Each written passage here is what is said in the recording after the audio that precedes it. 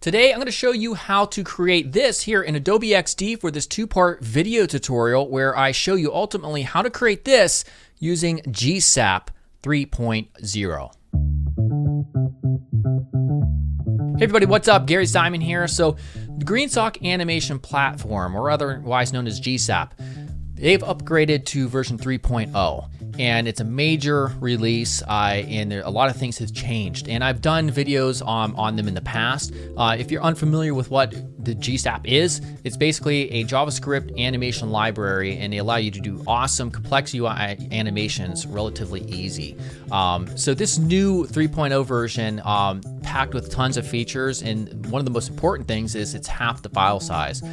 So this is a two-part video tutorial. This first video, I'm not getting into GSAP or any type of coding. I'm a big proponent of prototyping first. So we're gonna step into Adobe XD. I'm gonna show you how to design the user interface, as well as how to actually figure out and try to get an idea of how the animations are going to work, so that if you were to pass this on to a front-end developer, for instance, who's responsible for the coding, they can have an idea of what it should look like once they actually start working with GSAP.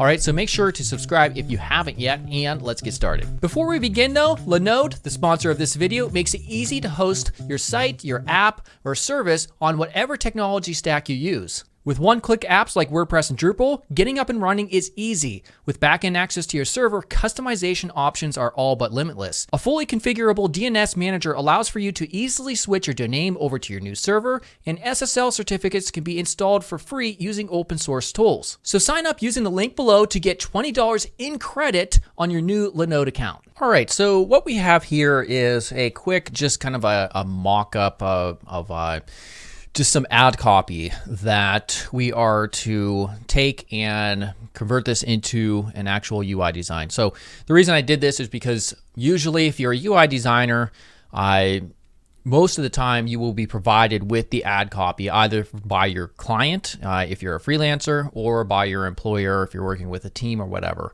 And I kind of wanted to include this because I really haven't done this sort of thing before, just to give a little bit more relevant context in terms of what you would actually be doing if you're a UI designer. So in this context, all we have is this information. So it's obviously going to be a very simple landing page. We have a headline, so we have to use this ad copy. A sub-headline, of course, I didn't really give that much thought. The call to action is a button, so they want a call to action with this on this page with the label "Start Dreaming," or the text rather. And then we also need to show an accompanying photograph, all right, which I have outside of the desktop, and I'll show you that after.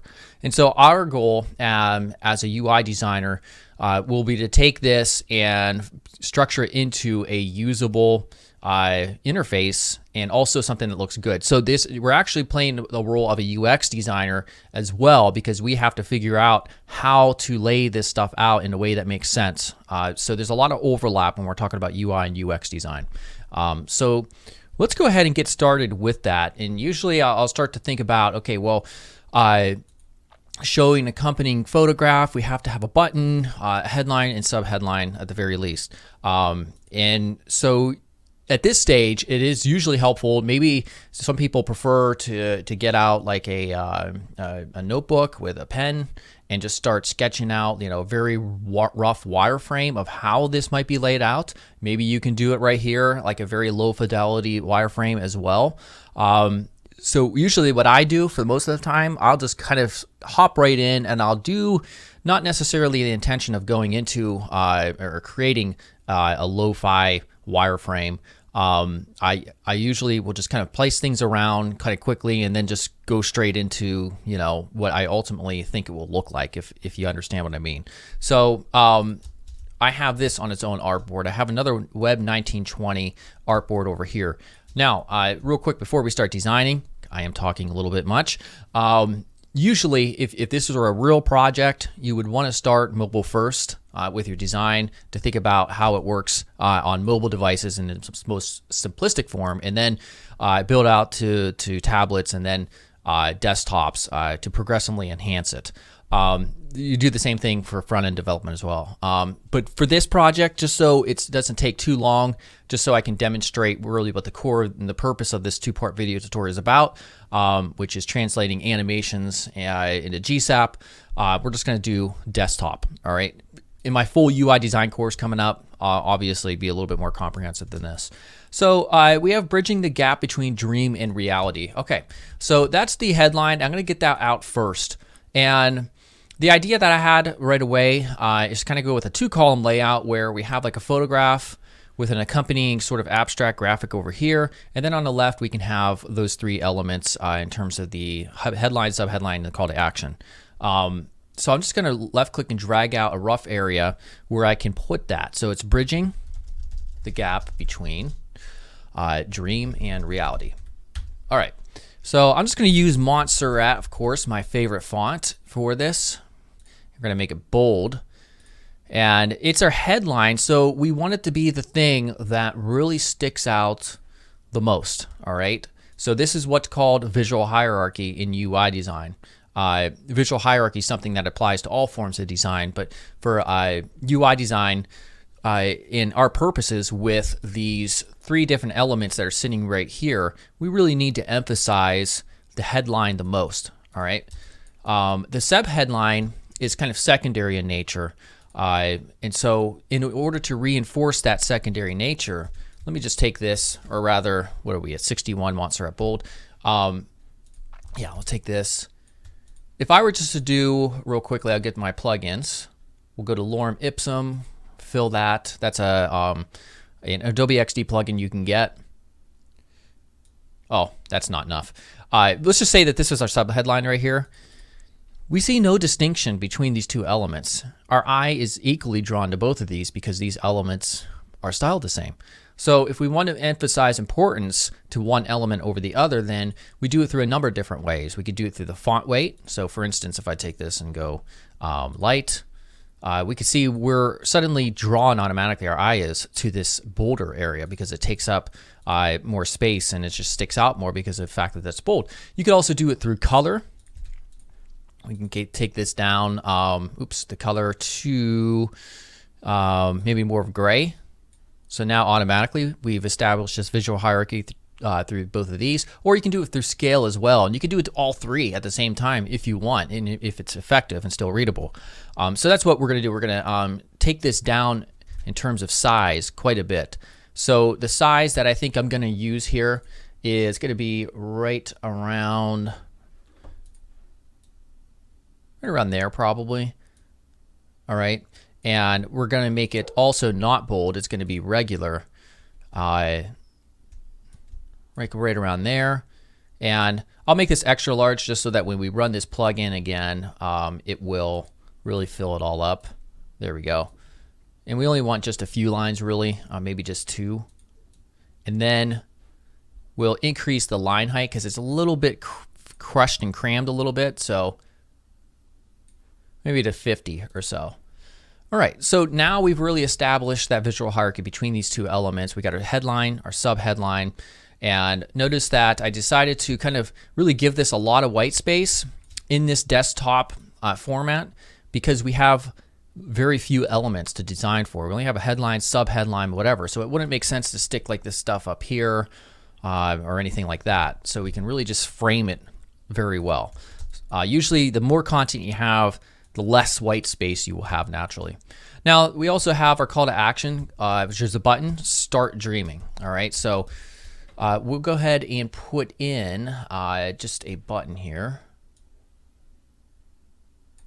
All right, and we really want this to stand out. So when you have a call to action, it's something that you want, an action that you want the users to take. In that case, it's really beneficial to make that area stand out very well. And again, you do this through size, scale, color, and all that good stuff. So in this case, I think we'll just make it kind of like this purplish color, which will work. And of course, scale is really important. You don't want a button probably that big. You don't want one that's too small. So we'll stick right around there. And I want this centered, this button, the text in it to be centered. So a quick tip for that is just a left click drag from the very left to the very right. It will snap there automatically to the sides when you drag. And then we will center it, and then we'll just put in Start Dreaming. And we want maximum contrast, so we're going to make this white. And we could also make it bold. And, oops, wrong one. maybe just slightly decrease the font size. And we also want it to be centered here. Right there looks pretty good. All right.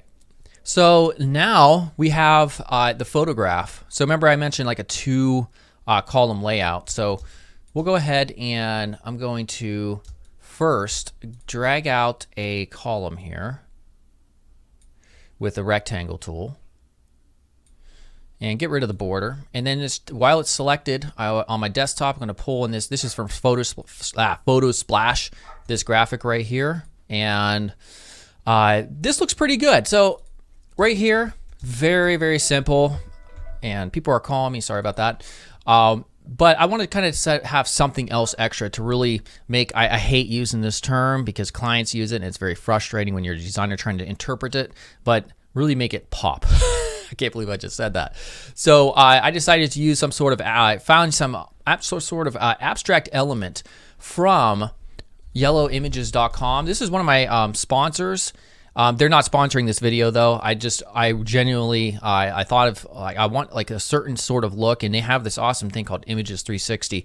And these are all like 360 PNGs. So like if you click on this one, this cookie here, notice it's loading all these images. Once it's done loaded, I can take this thing and like rotate it and find like this perfect angle based on my needs. And there's a ton of assets here. So I typed in, what did I type in? I typed in swirl, I think. I wanted some type of just cool sort of graphic. And I found something, yeah, this one. And so I thought this was really cool, and the colors would work with what I'm doing and utilizing. So I just decided to get this one. Yeah, so definitely check that out. I have this already saved off screen, so I'm just going to copy that and then just paste that in here. So check that out. So the colors work really well. I think I might move these both over just a bit. Take this. There we go. Might just move things around just a tad bit. Now we're kind of centered vertically. And right there. So I'm happy with that as it is. And so now at this point, let's get to the part where we prototype the animation. And again, we're going to be using GSAP, or the GreenSock Animation Platform. And within Adobe XD, we're going to get as close as we possibly can to what we want. But due to current limitations, we're not going to be able to do anything that comes up on the top of our heads. And certainly when it comes to sequencing animations or making multiple animations occur at the same time. When it comes to the way Adobe XD currently is, it's very linear. Like you have to wait for one animation and then the next, and you'll see how that plays out, especially when we get to the second part of the video where we make this stuff work in the browser. But still, it can give us a pretty good idea of how we want the animations to play out. So you can hand this off to a front-end developer, or for yourself if you're handling the front-end development process. So before we do that, there's a couple of considerations when you're doing this sort of complex UI animation where there's multi-step animations. You definitely want to take any components or any type of UI element, like this is a UI element, this is a UI element, anything that might change, and you want to make them into components, Adobe XD components, so that, let me just give you an example real quick. We'll take this, we'll duplicate it a few times. Let's say we're doing our animations here, and we're making them come in, and we're just animating from one screen to the next. And then you want to change the button, like the button color. You want to change the button color, or you want to change the font that's in the button or whatever. Well, if I change it here, okay, it doesn't change here. So that means any changes I make to any of this stuff, I'm going to have to do for each one of these artboards, which is very frustrating. So I'm going to delete these. You want to turn those into components. So what we'll do is we'll take, like for instance, this button here is a component. So I'm taking both of these elements, which is the text and the container behind it, and we're going to right click and choose Make Component. So now if I duplicate this, we now have a child instance, or an instance of the component. We know this is an instance because of this little, it's a hollow sort of diamond shape here. This one's filled in. This is the master component. So if I make a change, for instance, if I double click into it because it's a group and I change the background color to black, it changes here as well. All right. Now, what's cool is you can modify the instance, any of the instances of this component and customize certain elements. So if I make this blue for some reason, and then I try to change this and make this blue or green, it's not going to affect that because I overrode that particular style. So that's how components work. Very handy, very important to utilize those, just so you know what you're doing. All right, so we have our component there. I'm just going to leave this one. This is the only component I'm going to use. I just want to demonstrate that important process. So now what we'll do is, one of the things I wanted to happen here, I wanted to reveal or show you how to do something interesting with GSAP. So we're going to make a more complex animation, and this bridging the gap between dream and reality. I want each of those 3 lines, bridging the gap and then between dream and reality, I wanted them to kind of have some sort of text reveal animation as it's animating in. And so the way to do that is we're going to go ahead and I'm going to redo this. So it's 61 Montserrat bold. All right. So these each will be their own 3 lines. So it's going to be bridging the gap.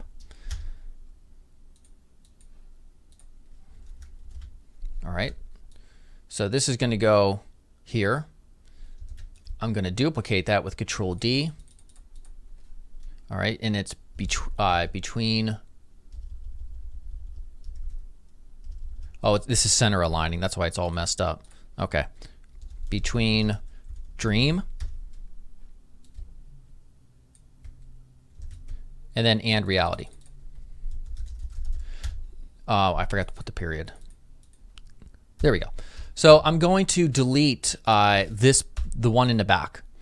Now that way we have their own text layers for each one of these, and we can do a mask on here. So I'm going to show you how this works. It's very cool. So I'm going to go back to the layers, and I'm going to get the rectangle tool, and I'm just going to draw out just to where we overlap that entire element right here. Now I'm going to take both of them just by left clicking and dragging, so we can see rectangle 2 and bridging the gap is selected. We can right click and I can choose mask with shape. All right. So it's a group, a mask group as seen up here. And if we click into this, we can now either hide it or show part of it by adjusting that rectangle 2 layer, or we can hide it all the way. So we can animate that position of the mask, and then we can create this kind of cool sort of blinder effect or this text reveal effect on here. So by default, we're going to have it up like that. You're going to be hidden by default, and they're going to come in and display. So we're just going to move that up. So now we need to do the same thing for this one. Get rid of that border. We don't need it. I just hate how Adobe is always adding in a border there. I should at least remember my last selection. All right, so anyway, what I'll do is take these 2 now. You can see it's selected both of them, the correct ones. We'll do mask with shape, and then we'll get in there and we'll take this and hide it. And then same thing here, mask with shape, get in there, and voila. All right, so now those are gone. Now, the next thing, we don't want any of this stuff showing initially when the site loads. We want to animate all this stuff in. So what we'll do is we'll take all of this stuff. All right. And what I did there, by the way, I just left click and drag, and then to select the other ones, I held shift and then just select these other ones as well. And then what we can do is just take the opacity down. So now you have to ask yourself, how do we want this stuff to animate? You know, do we want it to animate all in at the same exact time? Well, no, I personally think it would be a little bit more interesting to have it kind of cascade and animate in. So we duplicate that. And then what is it that we want to animate in first? I think it would be coolest, and it would make the most sense from a UX perspective to have the headline in. That way people kind of understand right out of the gates, what this site is, or what the site's about at least, or have some idea.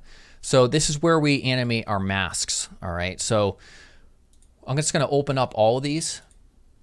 we'll take this one, and I'm going to zoom up here a bit, drag it down, drag this down, and drag this down. So what's cool is we can go and start prototyping this right now. We can just drag this. We can make it a tap trigger or click trigger just to start the animation, and then the rest will be time-based, and it'll all animate without having any user interaction. We do want to change this to auto-animate, and this will just be ease out, I think maybe 1 second. And now if we hit play, tap, look at that. Very, very cool stuff. So now we can also take it a step further, and we can animate these things down as well. I think that's one of the animation themes that we'll carry out through this project. The things will come, they'll be at opacity 0 like they are here, but they're also gonna come from the top and kind of rest at a certain position. The position is where we want it to be currently. So we take this stuff and we'll move it up. We want these 3 elements at least to all cascade down. So I have these 3 in the previous artboard, and I'm just going to use my keyboard up arrow key. Actually, that's not a good way because I couldn't really see what it was doing, and just kind of move them up slightly. If you do too much animation where it's going from great distances, it usually won't look very good. But if it's more subtle, usually it'll look a lot better. So now if we hit play, click it.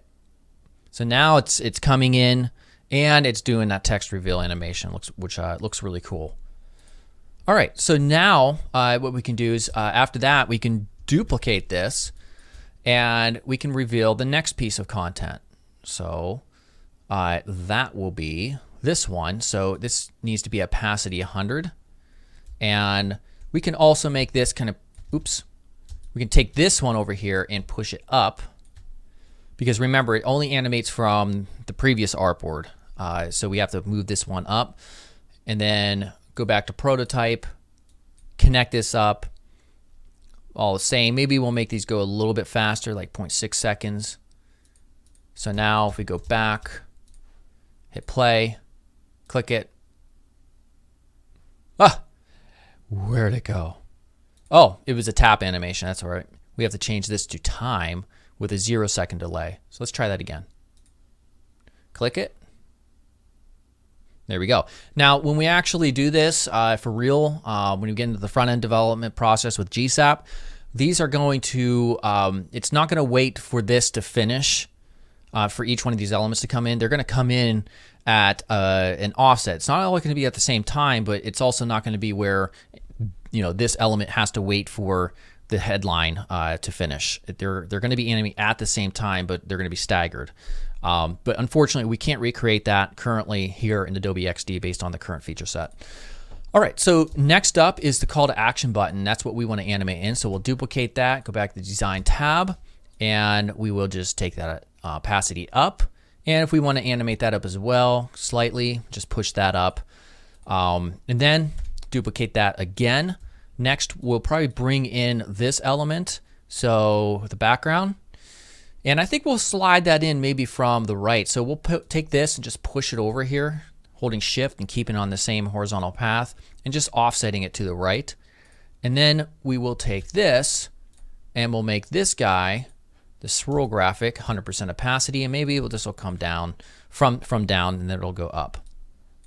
All right, so now we just have some hooking up to do with the prototyping stuff. We have this. And I'm just going to keep the same exact settings for these. All right, so now let's give it a shot. Hit play, or click rather. All right, and that's it. Very simple stuff, and we'll give that another play.